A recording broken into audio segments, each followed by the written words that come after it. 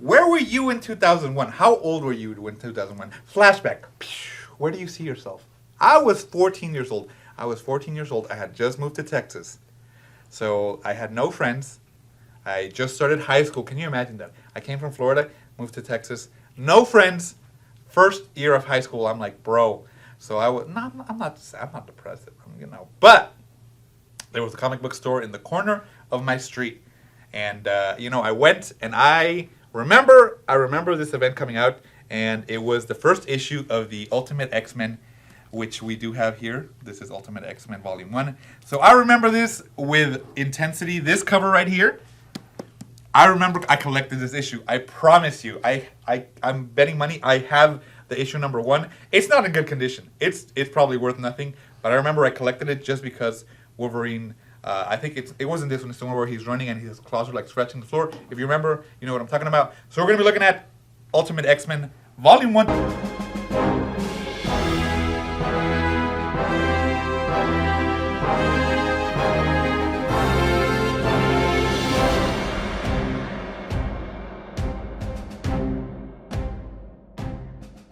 Today, guys, let's go ahead and jump back into the year 2001.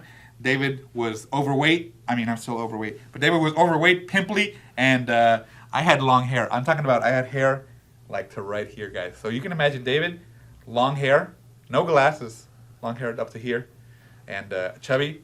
I wore nothing but black clothes. I was pretty gothic. That was David, and you can understand why I like the X-Men. Reminds me of the pizza guy in Stranger Things. Yeah. Hey! Hey, bro! I kind of looked like that, just with a little bit shorter hair. But I wasn't as funny as that. I was more like, I'm going to be dark. This is David. I'm going to be dark. Shoot laser out your finger. Yeah, right. Okay, guys, so let me show you the two covers that we have for the Ultimate X-Men. You have your standard and your DM. If I'm mistaken. Other way around. Oh, okay. This is your DM and this is your standard. Yep. And let's take a look at the spines. All right, and let's check out the back. Very cool. But yeah, so if you don't know about the Ultimate X-Men, this universe was born to kind of give a fresh start to the Marvel characters. Now, it didn't replace the main universe of Marvel. It just kind of was a brand new one. They wanted it to be more gritty, more realistic, and their costumes, as you can see right there, are all like leather, all dark with a little bit of yellow for that color. And I thought it was so cool. I'm like, this is great. Like, I was there for the beginning of this universe. If you don't know, spoilers for you guys, that universe has been destroyed already by Marvel. Some of the characters jumped over to the main universe, which is Miles Morales, which you'll see in a little bit. But a lot of the characters, especially from the X-Men, a lot of them, spoilers, died. But let's jump into it and let's take a trip back to 2001. So we have, of course, the event that's kind of started them in the book is the Sentinels basically attacking all the mutants. I believe it was in New York. So they're kind of just like killing the mutants. And the X-Men come in for the first time that you see them. You have Magneto, of course. Like I said, it was supposed to be like a really gritty, realistic, like very grunge, I would say, type of X-Men. So they wanted to definitely make that relatable to the younger crowd. So the X-Men are much younger. I believe like they're all teenagers here. While in current universe they're like in their 20s, or older. I would say older. A lot of them have kids. Next generation stuff. So, but this X-Men group was very young. High school kids. Like Storm, all of them were young. I think obviously Wolverine he's old. He's his whole story was kind of still intact for that. And you see look even the Brotherhood mutants were like they made what's his face? It's like more actual Toad, more monsterific, I want to say. But yeah, the art style very much early 2000s. I remember this one when like Cyclops was supposed to be like a badass. I mean, he's still a badass. I think he's cool. I think he's great. I like this one a lot. That's why I liked him a lot.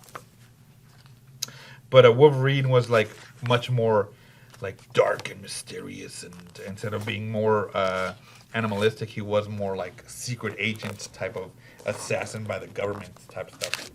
The pages on this feel good. They're not really too thick, but it looks good with the glossy paper, so I'm not gonna complain on the paper.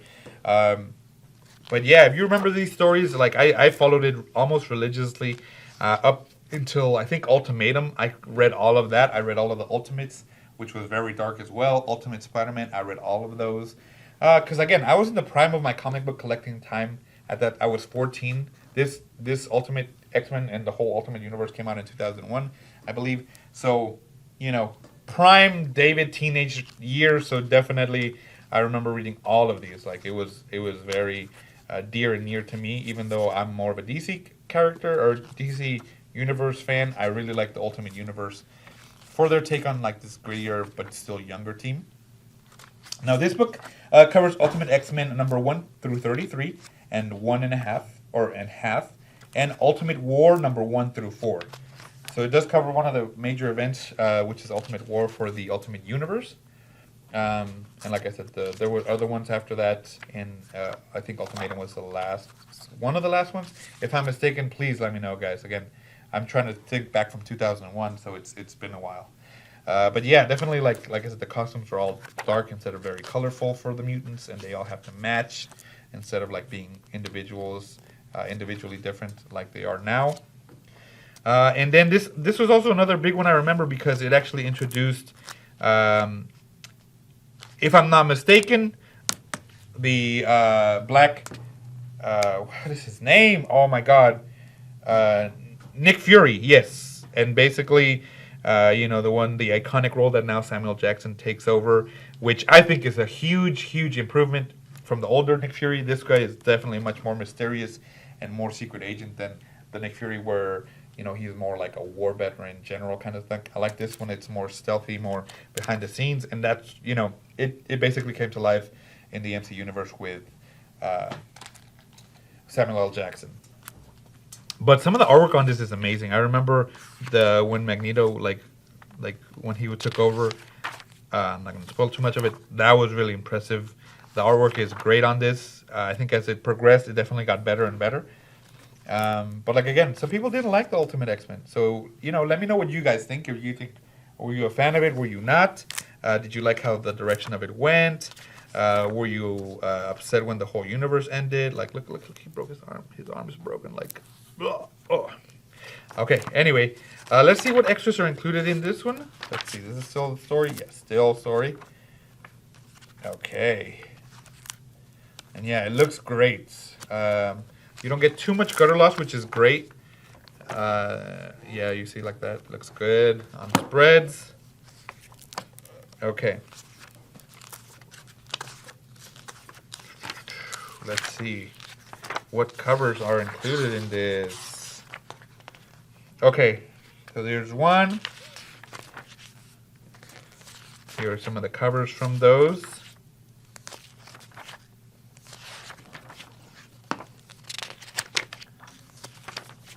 Alright, and then some of the sketches of the characters.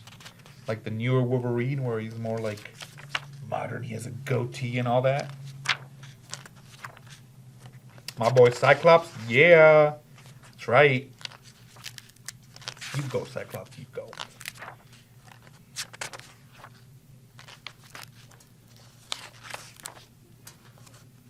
Okay, like a script book on that. That's pretty cool. Then some more, sketches on there. The black and whites, each of the characters running. Very cool. Nice.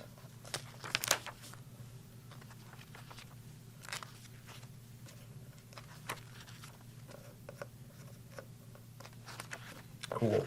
Pencil and sketch. So you get a lot of those, kind of like behind the scenes stuff. Not a lot of covers, which I guess not.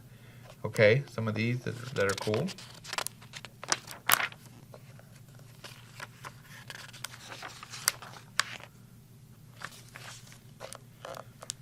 All right, and then it looks like that's just about it. Some of the covers for the magazines whenever they came out, and they were announcing like the whole Ultimate Universe, which is really cool.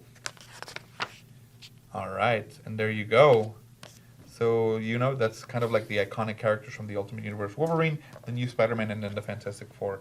All right, and there you go. So that is the end. This one is the Ultimate X-Men Volume 1, guys.